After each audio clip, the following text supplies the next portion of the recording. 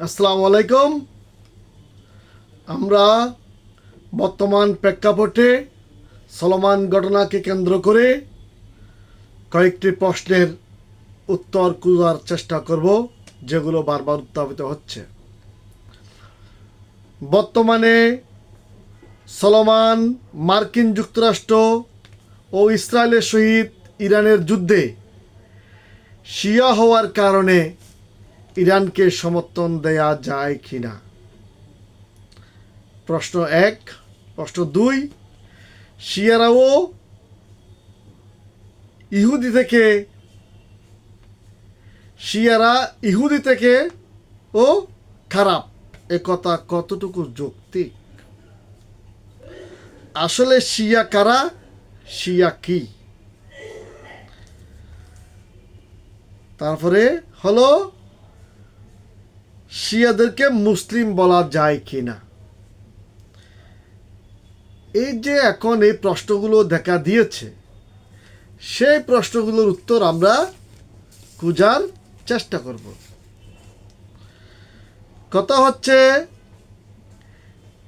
শিয়া হওয়ার কারণে ইরানকে সমর্থন দেওয়া যায় কিনা, বিষয়টা আমরা আগের তিনটা প্রশ্নের উত্তর খোঁজার পরে এটা উত্তর ইনশাল্লাহ হয়ে যাবে।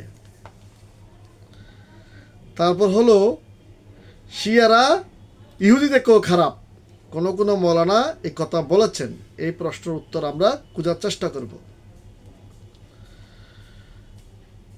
এখন আসি আমরা, শিয়া কারা, শিয়া কাকে বলে, কেন তারা শিয়া হলেন? আসলে ইসলামের ইতিহাসে যে চারজন খলিফা মধ্যে হজরত আলী রাদিয়াল্লাহু তাআলা আনহুকে শিয়ারা মান্য করে,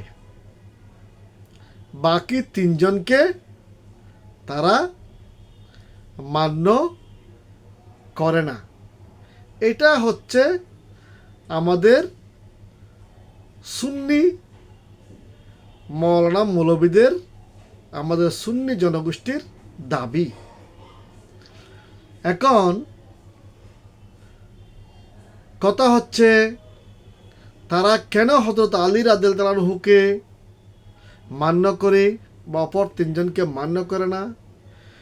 এই বিষয়গুলো উত্তর খুঁজতে গিয়ে আমিও বিগত কয়েকদিন যাবৎ আমাদের দেশের খ্যাতনামা কয়েকজন মৌলানা মৌলবী সাহেবের আলোচনা শুনলাম। এদের মধ্যে খ্যাতনামা কয়েকজন বললেন যে শিয়ারা ইহুদি থেকেও খারাপ, তাই ইরান শিয়া, বিদায় ইরানিদেরকে সমর্থন করা যাবে না। এই হচ্ছে আমাদের কয়েকজন মৌলানা মৌলবীর বক্তব্য। এই নিয়ে আমাদের দেশে একটা দ্বিধা বিভক্ত অবস্থা। আসলে পৃথিবীতে 85% শিয়া, 85% হলো সুন্নি, 15% হলো শিয়া। এই নিয়ে আমি গতকাল থেকে শিয়া এবং সুন্নিদের মধ্যে যে মতভেদ, মতবিরোধ এবং তাদের এই বিষয়কে কেন্দ্র করে ইরানকে সমর্থন দেওয়া যায় কিনা বা তাদেরকে মুসলিম বলা যায় কিনা, বিষয়টি আমাদেরও মুসলিম হৃদয়ে নাড়া দিয়েছে।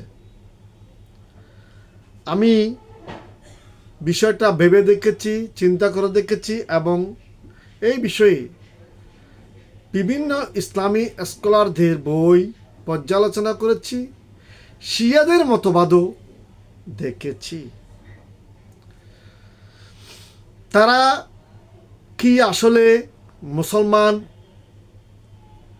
এটা যখন প্রশ্ন উঠল, তখন তো স্বাভাবিকভাবেই সবার মনে প্রশ্ন দেখা দিতে পারে। তাই আমি শিয়াদের বই পুস্তক থেকেও দেখলাম যে শিয়ারা কিন্তু তাদের বই পুস্তকে বলতেছে যে আমরা যে ইসলামের চার খলিফাকে মানি না এমন নয়। আমরা বা শিয়ারা চেয়েছিল আলী রাদিয়াল্লাহু তাআলা আনহুকে হযরত মুহাম্মদ মুস্তাফা সাল্লাল্লাহু আলাইহি ওয়াসাল্লাম দুনিয়া থেকে চলে যাওয়ার পরে পরবর্তী শাসন বাট্টা আলী রাদিয়াল্লাহু তাআলা আনহুকে দেওয়ার জন্য। শিয়াদের বক্তব্য হলো হযরত মুহাম্মদ মুস্তাফা সাল্লাল্লাহু আলাইহি ওয়াসাল্লামের রক্ত যেদিকে গিয়েছে, হযরত মুহাম্মদ মুস্তাফা সাল্লাল্লাহু আলাইহি ওয়াসাল্লামের পরবর্তীতে তারাই যে খেলাফতের দায়িত্বভার গ্রহণ করবেন। সেই হিসাবে বলছেন যে হযরত আলী রাদিয়াল্লাহু তাআলা আনহু হলো হযরত মুহাম্মদ মুস্তাফা সাল্লাল্লাহু আলাইহি ওয়াসাল্লামের আপন চাচাতো ভাই এবং হযরত মুহাম্মদ মুস্তাফা সাল্লাল্লাহু আলাইহি ওয়াসাল্লামের আদরের কন্যা ফাতিমা রাদিয়াল্লাহু তাআলা আনহুর স্বামী। সেই হিসাবে তিনি এই খেলাফতের হকদার। এটা হচ্ছে যে শিয়াদের মতবাদ। হযরত আবু বকর সিদ্দিক রাদিয়াল্লাহু তাআলা আনহুকে যখন সবাই মিলে হযরত মুহাম্মদ মুস্তাফা সাল্লাল্লাহু আলাইহি ওয়াসাল্লামের পরে খেলাফতের দায়িত্ব দিলেন প্রথম খলিফা হিসেবে, তখন এই হযরত আলী রাদিয়াল্লাহু তাআলা আনহুর যে গ্রুপটা, ওনারা হযরত আবু বকর সিদ্দিক রাদিয়াল্লাহু তাআলা আনহুর বিরোধিতা করেছেন। এই বিরোধিতা করেছেন তখন কিন্তু আলী রাদিয়াল্লাহু তাআলা আনহু তো বেঁচে ছিলেন। হযরত আলী তখন বলেছিলেন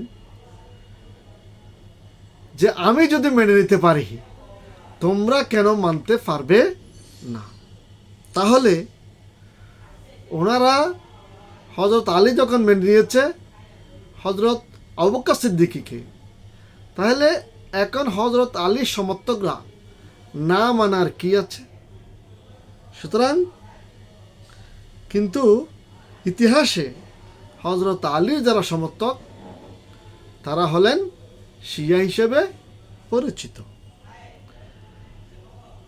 তাহলে হযরত আলী কিন্তু আবু বকর সিদ্দিক রাদিয়াল্লাহু তাআলাকে মেনে নিয়েছেন, হযরত আলী কিন্তু ওমর ফারুক রাদিয়াল্লাহু তাআলাকে মেনে নিয়েছেন, হযরত আলী কিন্তু হযরত ওসমান গনি রাদিয়াল্লাহু তাআলাকে মেনে নিয়েছেন। তাহলে ওনার সমর্থকরা, যাদেরকে আমরা শিয়া বলছি, তারা মানবেন না কেন?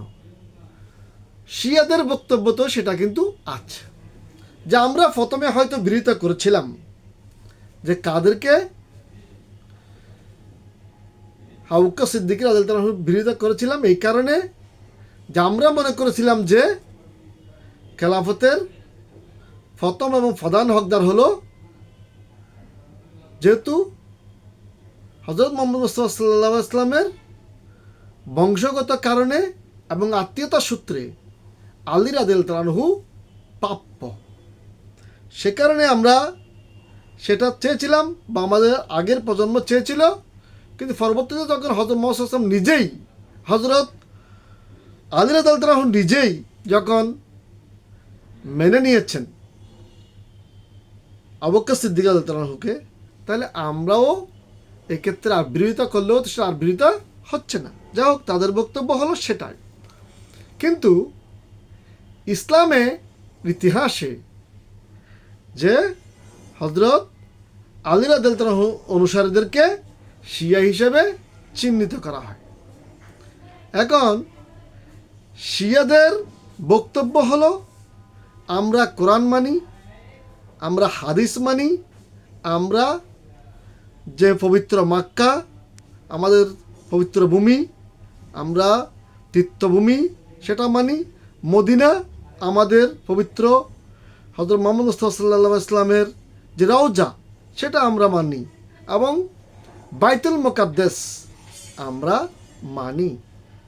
আমাদের সাথে অর্থাৎ তারা বলতেছে যে তাহলে তারা তো ইসলামের যে তিনটা মূল পবিত্র স্থান হিসেবে গণ্য, এগুলোকে মানে, এবং তারা আরও দুইটা বেশি মানে।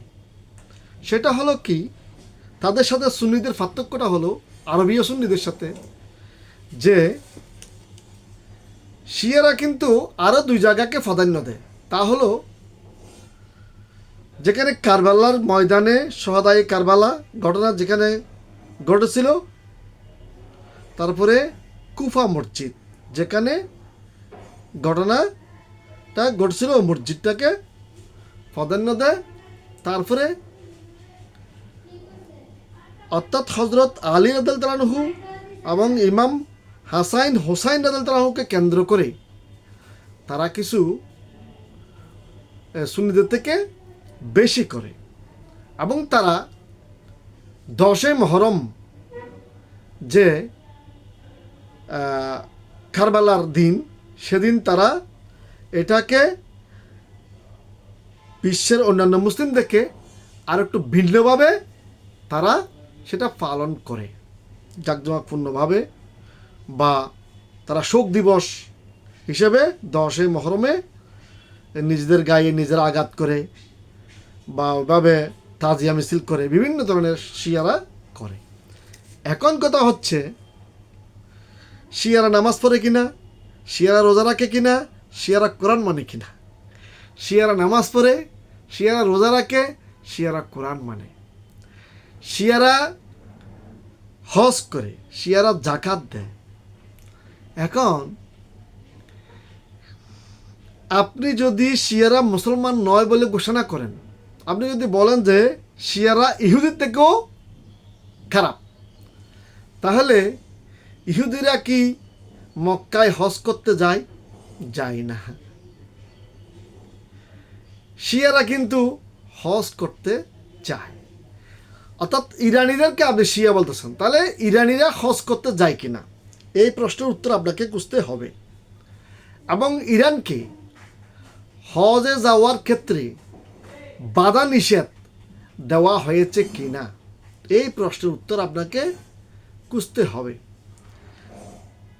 এখন যে মৌলানা মৌলভী সাহেবরা এই প্রশ্নগুলো তুলতেছেন, ওনাদের কাছে আমাদেরও প্রশ্ন যে শিয়ারা মক্কায় মোকাররমায় তারা হজ করতে যায় কিনা, এবং তাদেরকে হজে যেতে দেয়া হয় কিনা, এই প্রশ্নের উত্তরটা তাদের কাছে আমরা চাই। দ্বিতীয় কথা হলো, শিয়ারা দেরকে আপনি ইহুদি থেকেও যদি খারাপ বলে থাকেন, এই প্রেক্ষাপটে এটা আপনার বলাটা কতটুকু যৌক্তিক। কখনো কখনো কিছু কথা আছে যে প্রত্যেক ধর্মে বিভিন্ন গ্রুপ আছে, যেমন খ্রিস্টানদের মধ্যেও বিভিন্ন দল উপদল আছে, ইহুদিদের মধ্যেও আছে, সনাতনী হিন্দুদের মধ্যেও বিভিন্ন দল উপদল গ্রুপ জাতি উপজাতি এভাবে আছে। আমরা বাঙালি, আমাদের মধ্যেও তো বিভিন্ন জাতি উপজাতি, আদিবাসী অনাদিবাসী, এই জাতীয় অনেক কথা আছে। এখন আপনাকে চিন্তা করতে হবে, আমাকে চিন্তা করতে হবে বেসিক স্ট্রাকচার, ইসলামের বেসিক স্ট্রাকচারে তারা কোনো আঘাত করছে কি না। এখন বেসিক স্ট্রাকচারটা কি? বেসিক স্ট্রাকচার হলো ধর্ম, নামাজ, ইমান, নামাজ, রোজা, হজ, জাকাত। এখন বেসিক স্ট্রাকচারে ওনারা যে নামাজও পড়ে, রোজা রাখে, হজ করে, জাকাত দেয়, এবং তারা আমাদের নবী, প্রিয় নবী হযরত মুহাম্মদ মুস্তাফা সাল্লাল্লাহু আলাইহি ওয়াসাল্লামকে তারা মান্য করে। তাহলে শিয়া হচ্ছেন যে আমাদের নবী হযরত মুহাম্মদ মুস্তাফা সাল্লাল্লাহু আলাইহি ওয়াসাল্লাম দুনিয়া থেকে বিদায় নেওয়ার পরের ঘটনা। তাহলে আপনি তাদেরকে যদি মুসলমান নয় এই কথা বলতে চান, তাহলে আপনাকে প্রমাণ করতে হবে তারা যে ঈমান আনে নাই, তারা ইসলামের মূল স্ট্রাকচার, নামাজ পড়ে না, রোজা রাখে না, হজ করে না, জাকাত দেয় না, বা ইসলামের মক্কা মদিনা মানে না, এগুলো আপনাকে প্রমাণ করতে হবে। কিন্তু তারা তো বলতেছে যে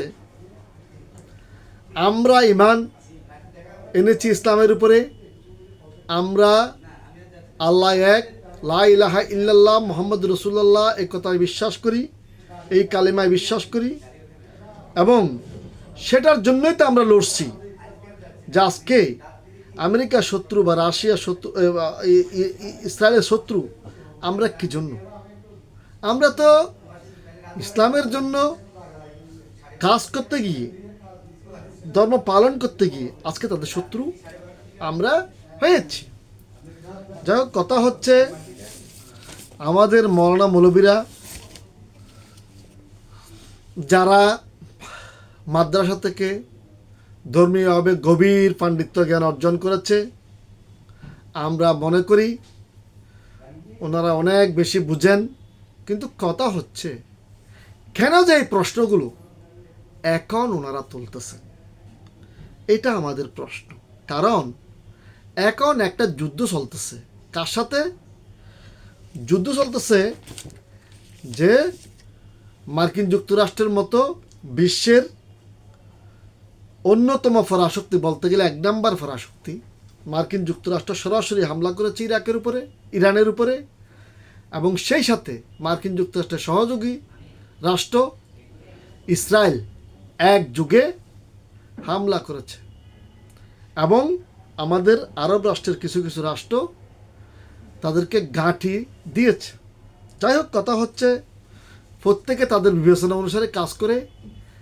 এই যে মার্কিন যুক্তরাষ্ট্র কোন কারণে ইরানে হামলা করছে,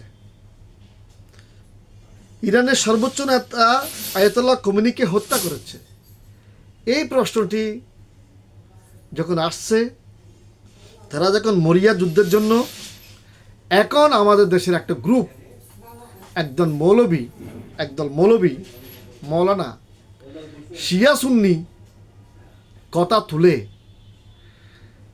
এই যুদ্ধের মধ্যে মুসলমানদের যে মনোবল, এটা ভেঙে দেওয়ার একটা প্রচেষ্টা চালাচ্ছে বলে আমি অনেকের ধারণা। কারণ শিয়ারা ইহুদি থেকেও ভালো, এই কথাটা, ইহুদি থেকেও খারাপ, এই কথাটা বলে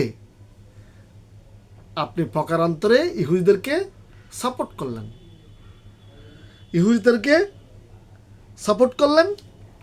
এটা পরিষ্কার। এখন কথা হচ্ছে যে সারা বিশ্বের মুসলমান, যে দেশগুলো হয়তো অনেক মুসলিম দেশ মার্কিন যুক্তরাষ্ট্রকে সাপোর্ট করতেছে, কিন্তু বেশিরভাগ মানুষ, মুসলিম জনতা, সাধারণ জনগণ কিন্তু ইরানের পক্ষে। এই কথা আপনি যেভাবে বলেন না কেন, আমাদের মহান মুক্তিযুদ্ধে বিশ্বের বড় বড় দেশ কিন্তু পাকিস্তানের পক্ষে ছিল, কিন্তু বিশ্বের সাধারণ জনগণ কিন্তু বাঙালিদের পক্ষে ছিল, মুক্তিযুদ্ধের পক্ষে ছিল। এখন 15% সারা ওয়ার্ল্ডে শিয়া, 85% মুসলিম সুন্নি। এই সুন্নি, এখন যদি বলেন what is the difference between সুন্নি অ্যান্ড শিয়া, সুন্নি এবং শিয়ার মধ্যে পার্থক্যটা কোথায়? সুন্নি এবং শিয়ার মধ্যে পার্থক্য করা হয়েছে, এই বিভক্তিটি টানা হয়েছে যে কয়েক জায়গায়, যে তারা বলতেছে যে শিয়ারা হযরত আলীকে মানে, বাকি 3 জনকে মানে না। আচ্ছা, এখন শিয়ারা তো বলতেছে যে যদি না মানত তাহলে হযরত আলী তো নিজেই আবু বকর সিদ্দিককে মেনেছে, ওমর ফারুক রাদিয়াল্লাহু আনহুকে মেনেছে, ওসমান রাদিয়াল্লাহু আনহুকে মেনেছে, আমরা তো ওনার অনুসারী মাত্র। তাহলে আমাদের যিনি প্রধান খলিফা হযরত আলী রাদিয়াল্লাহু আনহু, উনি যেহেতু মেনেছে, তাহলে আমরা না মানার কি আছে? ওনারা বলতেছে যে আমরা বরং আরো 2টা বেশি মানি। এখন যাই হোক, আমার বক্তব্য হলো, যারা এখন এই শিয়া সুন্নি পার্থক্য করে দেশে একটা বিভক্তি সৃষ্টির চেষ্টা করা হচ্ছে, এবং এই বিভক্তিটা মুসলিম হৃদয়ে একটু রক্তক্ষরণ ঘটাচ্ছে। কি জন্য ঘটাচ্ছে? যে মুসলমানরা চিন্তা করতেছে যে ইরানে কেন হামলা করলো মার্কিন যুক্তরাষ্ট্র। মার্কিন যুক্তরাষ্ট্র বলতে চাচ্ছে যে ইরানের কাছে পারমাণবিক অস্ত্র আছে। আচ্ছা, ইরানের কাছে যদি পারমাণবিক অস্ত্র থাকে, আমেরিকার অসুবিধা কোথায়? আমেরিকার অসুবিধা কোথায়? আচ্ছা, যদি আমেরিকার অসুবিধা হয়ও, কথার কথা, তাহলে ইরান পারমাণবিক অস্ত্র বানাইতে না পারলে, যে ভারত যে বানিয়েছে, পাকিস্তান যে বানিয়েছে, চীন যে বানিয়েছে, রাশিয়ার কাছে যে পারমাণবিক অস্ত্র আছে, সেগুলোকে আপনি মার্কিন যুক্তরাষ্ট্র বন্ধ করতে পারছেন? পারেন নাই। তাহলে স্বভাবতই প্রশ্ন আসে, ইরান বানাইলে আপনার অসুবিধা কি? এখন জোর যার মুল্লুক তার। আপনি সুপার পাওয়ার এদওয়ানকে কি বলে যে একজন রাষ্ট্রপতিকে ধরে নিয়ে আসলেন, ভেনেজুয়েলার রাষ্ট্রপতিকে আপনি তুলে নিয়ে আসলেন, আপনার শক্তি আছে। এখানে এসেও আপনি অনবরত হামলা করলেন, মার্কিন যুক্তরাষ্ট্র এবং ইসরায়েল হামলা করলেন। হামলা করে ইরানের সর্বোচ্চ নেতা হোমেনিকে হত্যা করা হয়েছে। এখন আমরা মুসলমান হিসেবে, ইরান শিয়া হোক আর যাই হোক, মুসলিম রাষ্ট্র, তারা তো মুসলমান। আমাদের মধ্যে গ্রুপিং আছে, গ্রুপিং প্রত্যেক ধর্মে আছে, এমনকি দলের মধ্যেও তো গ্রুপিং আছে। বিএনপির মধ্যে কত গ্রুপিং আছে।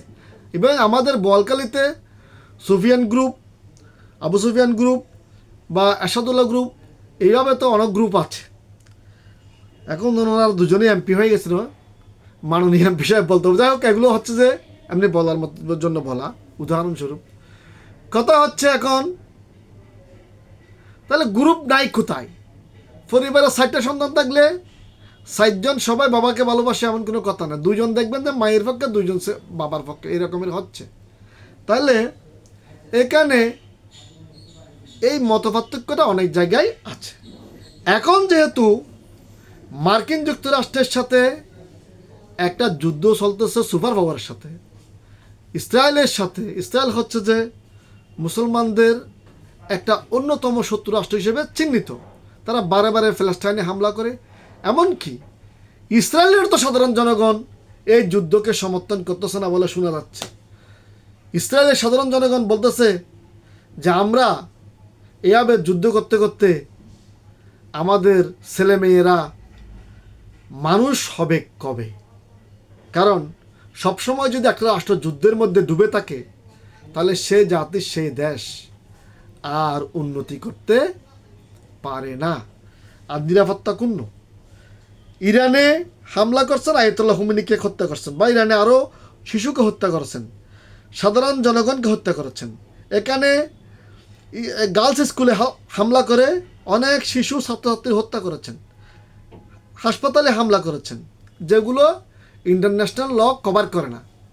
ইন্টারন্যাশনাল আইনে বলা আছে, যখন কোনো যুদ্ধও হবে তখন আপনি কোনো হাসপাতালে কোনো হামলা করতে পারবেন না, কোনো স্কুলে হামলা করতে পারবেন না, কোনো শিক্ষা প্রতিষ্ঠানে হামলা করতে পারবেন না, কোন নিরীহ জনগণের আবাসিক স্থল, আবাসিক জায়গায় আপনি হামলা করতে পারবেন না। এগুলো তো ইন্টারন্যাশনাল আইনেই আছে।